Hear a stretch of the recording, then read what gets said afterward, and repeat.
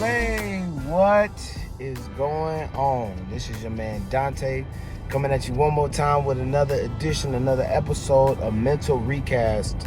See, I didn't say it this time. Where our only objective is to change the way you think. Now, get your pen and get your pencil ready, right?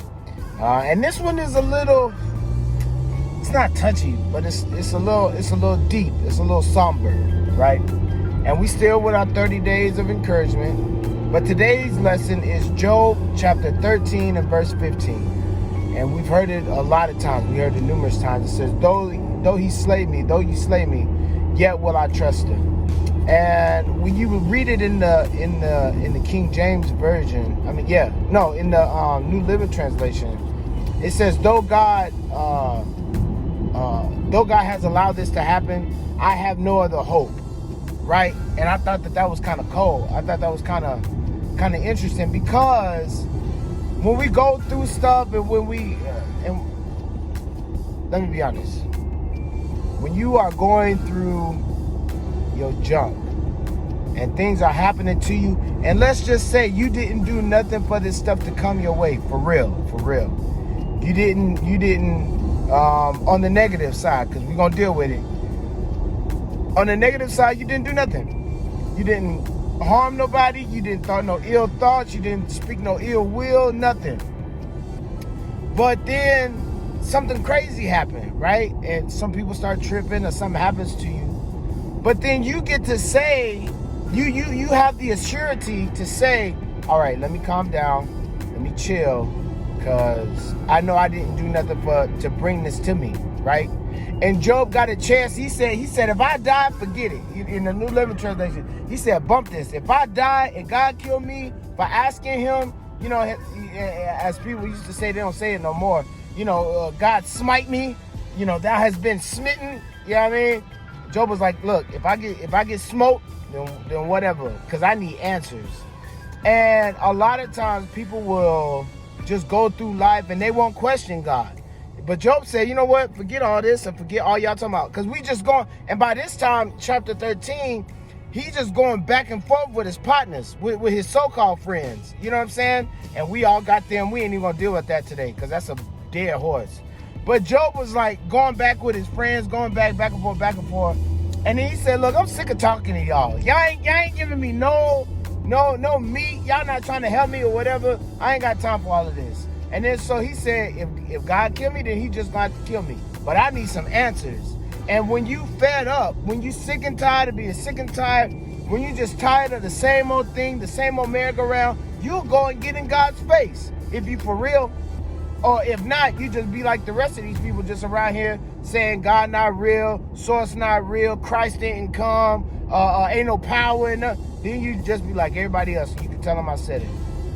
Because then, you now you like Job in the beginning, where he was just beating a dead horse. Job said in chapter 13, he said, look, I'm sick of talking to y'all, because y'all not helping me at all. Y'all not giving me no solution. And as I say all the time about this channel, we are here to change the way you think. We are here to change your outlook, your perception. You know what I'm saying? How you perceive your life to be. That's the whole kit and caboodle. That's the whole premise, the whole purpose of what we doing right now.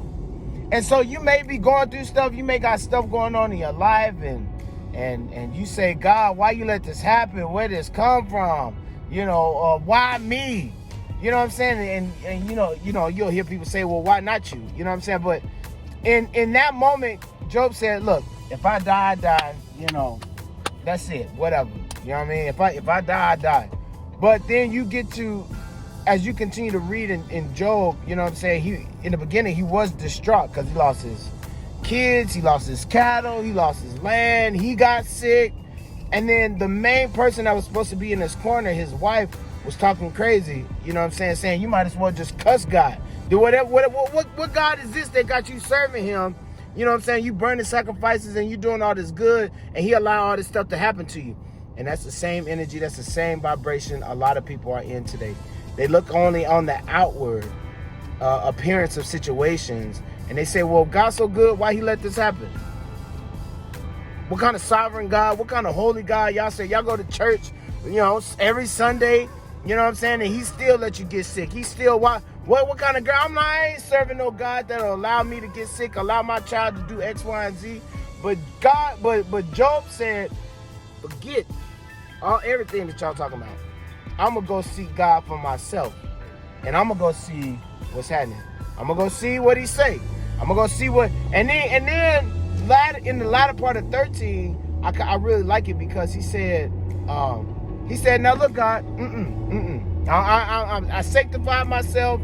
Sanctified meaning that I set myself aside. I got my heart right. I got my mind right. You know what I'm saying? And now either you gonna come to me or I'm coming to you. But I'm not getting up out your face. I'm not getting out your presence until I hear something. Until something happens. I ain't going nowhere. And a lot of times, not a lot of times, all the time, that's how we need to be with God. If something ain't going right in our life, something we don't like, whatever, we need to be in the Lord's face. We don't need to be talking to other people because they can't help us. Because if they could help us, they would have helped us already.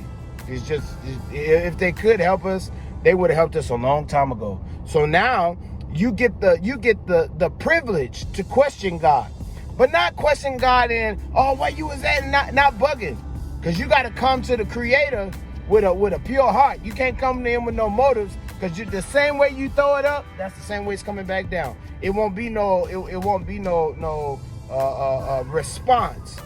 But you cleanse yourself and you get your heart and your mind together, and then you go to the Creator, X, Y, Z, boom, boom, boom, and then he will definitely talk to you. He either audibly or by a synchronicity or by some kind of way. He got a way. And when he talk to you, you're going to be like, dang, God, this wasn't nobody but the Lord. But then you'll get your answer. But a lot of times people not teaching you that because they never try God for themselves. And I'm telling you to your face. I know we virtual, whatever, social distancing or whatever. But I'm telling you to your face.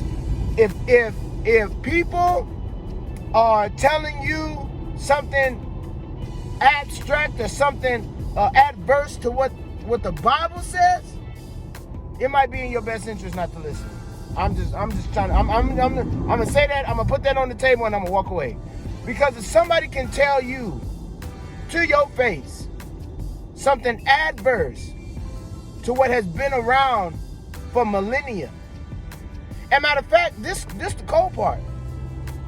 You just gonna have to amuse me for a second. A lot of people say the Bible fake and the Bible ain't real, ain't got no power, whatever. But this is my question to you. If the Bible is so fake, why was it used for hundreds of years to enslave people? Because not one time and now nowhere in history is the Quran used for mind control. I mean, in a way, somewhat in overseas, but I'm talking about over here. The Quran wasn't used to enslave people. The various books of Hinduism and Buddhism wasn't used. So if there was no power, why was the Bible used? Now you can answer that. And the only point of me saying that is to back up the validity, or just to give you something to think about. Because if it didn't have no power, and if it wasn't nothing to it, then why did they use it? I'm not gonna use no gun that ain't got no ammunition. I'm not even gonna pick it up. I'm not even gonna pick up a gun that doesn't have no bullets in it. If I know that there is no validity in that gun, I'm not picking it up. If I know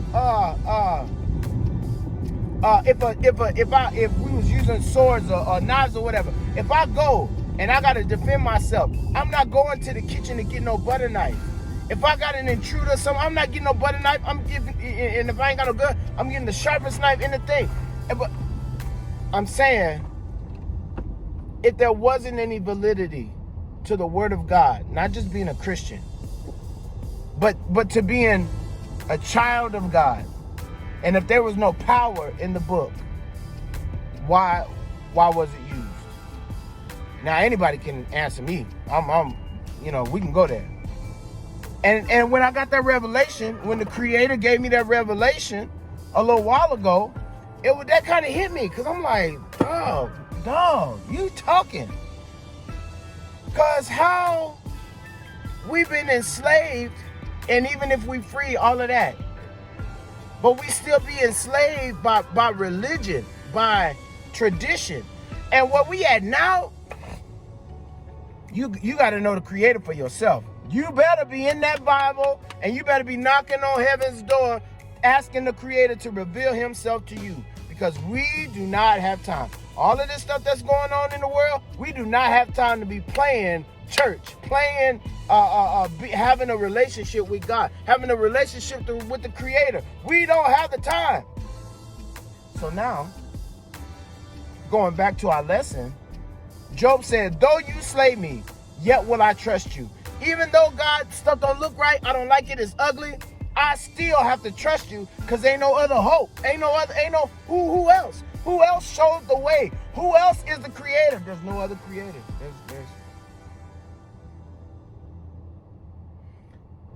So I say that to say, I know you're going through stuff right now.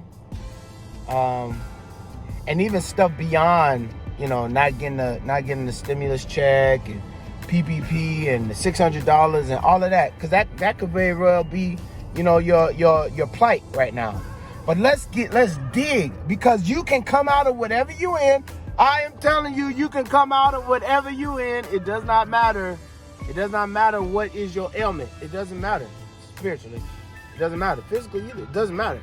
It doesn't matter what happened in the past. If you breathing, God can rectify whatever situation you got going on. Straight up. There's no other way to say it. I don't have time to be politically correct. Do whatever you got going on.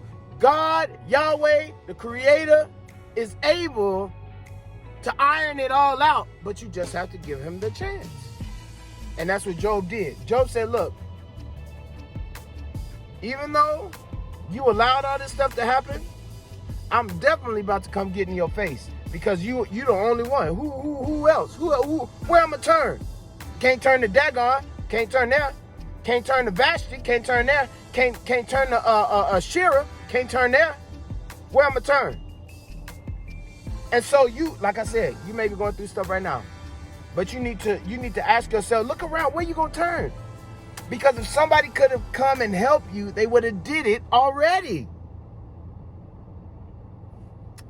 The other day, well, a little while ago, I was thinking about how people get success or whatever, or just being married. Let's have a marriage conversation right now.